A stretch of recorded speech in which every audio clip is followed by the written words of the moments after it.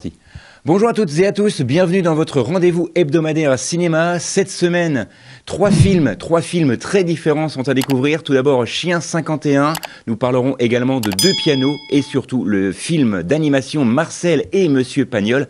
Alors je vais essayer de vous présenter les synopsis, ce que j'en pense, ce qui les distingue et pourquoi l'animation biographique de Pagnol mérite vraiment votre attention cette semaine. On commence donc avec ma première sélection, Chien 51. Chien 51 réalisé par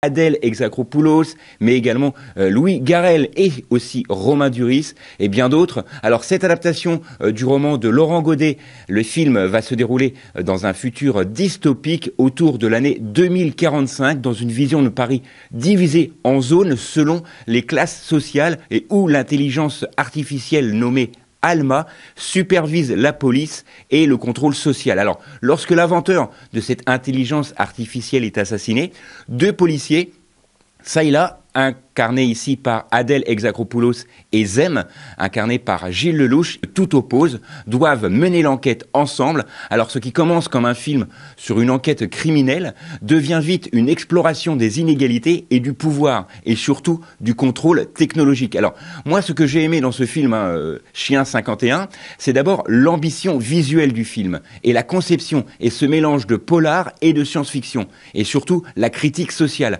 Alors le réalisateur, bien évidemment, ne se contente pas de construire un dystopique spectaculaire, il cherche à rendre palpable ce qui pourrait arriver et ce qui pourrait arriver surtout si le pouvoir était laissé sans garde-fou. Alors la distribution est solide, je vous l'ai dit, Gilles Lelouch, Adèle Exarchopoulos sont vraiment convaincants dans ce film, ils ont des personnages complexes, vraiment taillés sur mesure et ils sont tiraillés entre loyauté et désillusion. Alors le besoin de vérité bien sûr, c'est aussi le centre central du film et ce rythme promet d'être haletant, les enjeux grands, mais on verra, ça l'avenir nous le dira si le film va séduire le spectateur, donc rendez-vous d'ici quelques jours pour le savoir. Deuxième sélection avec un film très différent, Deux pianos du réalisateur Arnaud Desplechin, avec notamment François Civil, Charlotte Rampling ou Hippolyte Girardot, tout entre autres, puisqu'il y en a beaucoup d'autres, bien évidemment. Ce film est un drame romantique très musical, avec le personnage principal, Mathias, incarné ici par François Civil, qui est un pianiste virtuose, tout juste rentré de France après des années passées en Asie.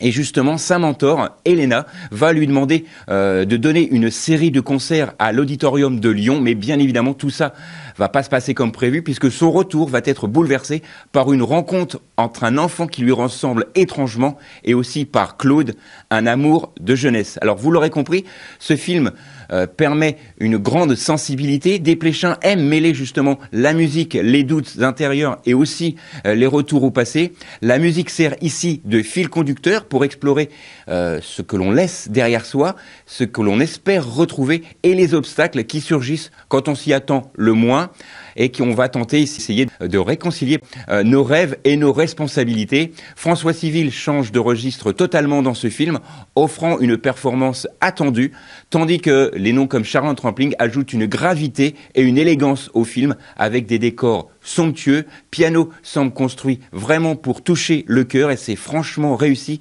avec une mise en scène classique mais très travaillée, des décors également très savoureux. Je vous rappelle bien évidemment le titre de ce film, Deux pianos. Maintenant, un film sur lequel je vais m'attarder plus particulièrement, le film s'intitule Marcel et Monsieur Pagnol, conçu par Sylvain Chaumette, un film d'animation biographique ambitieux qui sort ce mercredi 15 octobre. Ce film, on se place en France, en 1955, où Marcel Pagnol, déjà au sommet de sa carrière, dramaturge, écrivain et cinéaste reconnu, et lui est confié une mission par le magazine Elle, une tâche d'écrire une chronique hebdomadaire sur son enfance, et c'est le point de départ de ce film. C'est un voyage intérieur, et en écrivant justement ces lignes, il est rejoint par une figure de lui-même enfant qui l'accompagne dans ses souvenirs. L'enfance en Provence, ses premiers succès, son amour, son théâtre, son amour du théâtre, ses débuts dans le cinéma, les personnalités, les maisons d'édition, les adaptations de personnages au cinéma. Le film retrace vraiment toute sa carrière, toute sa vie, mais non comme un simple récit linéaire, car on sent que le créateur de ce film a vraiment essayé d'être au plus juste. On va également découvrir les doutes, les moments de lumière, mais également les zones sombres de Marcel Pagnol. Et le réalisateur Sylvain Chomet revient à l'animation après plusieurs œuvres fortes comme Les Triplettes de Belleville ou encore L'Illusionniste. Il adapte ici une narration double regard. La première avec Marcel Pagnol âgé, l'autre avec Marcel Pagnol enfant. Les deux se répondent. Le projet est initié par Nicolas Pagnol, le petit-fils de Marcel Pagnol. Le film s'est monté sur plusieurs années et les producteurs, et là c'est là où c'est très réussi, les producteurs souhaitent toucher non seulement ceux qui connaissent Marcel Pagnol, mais ceux aussi qui le découvrent. Alors le fait d'avoir choisi l'animation permet plus de poésie, plus de liberté, et pour mêler aussi mémoire et imaginaire, et surtout avec la réalité. Chomet rend hommage ici à la tradition cinématographique, au théâtre, à la Provence et aux grandes stars de l'époque, mais aussi aux évolutions du cinéma, au passage du cinéma muet au cinéma parlant, au studio, à la radio, à la voix, aux acteurs. Bref, si vous aimez le cinéma, vous aimerez ce film qui est à l'affiche cette semaine. Je vous rappelle le titre, Marcel et Monsieur Pagnol. Bien sûr, d'autres films sont à l'affiche cette semaine, avec notamment le film de Monsieur Claude Zidi Junior. Le film s'intitule Jour J avec Kev Adams, une comédie historique surprenante où l'on en prend plein les yeux. En plein débarquement de 44, un jeune homme un peu lâche se retrouve malgré lui entraîné dans une guerre. C'est drôle, c'est bien rythmé, c'est porté donc, je vous l'ai dit, par Kev Adams, plus touchant que jamais. C'est une belle surprise pour moi pour terminer cette semaine cinématographique sur une semaine légère. Alors, si vous avez aimé cette sélection et s'il y avait vraiment un film à voir cette semaine, pour moi, vous l'aurez compris, c'est le film Marcel et Monsieur Pagnol, pour sa beauté visuelle, pour son audace narrative, pour ce qui est dit de l'artiste et sur la mémoire du temps. Voilà, c'est tout pour cette semaine. Nous, on se retrouve la semaine prochaine, même endroit, même heure. D'ici là, sortez, allez au ciné et n'oubliez pas que le cinéma est fait pour tous ceux dont la curiosité est le plus grand des défauts.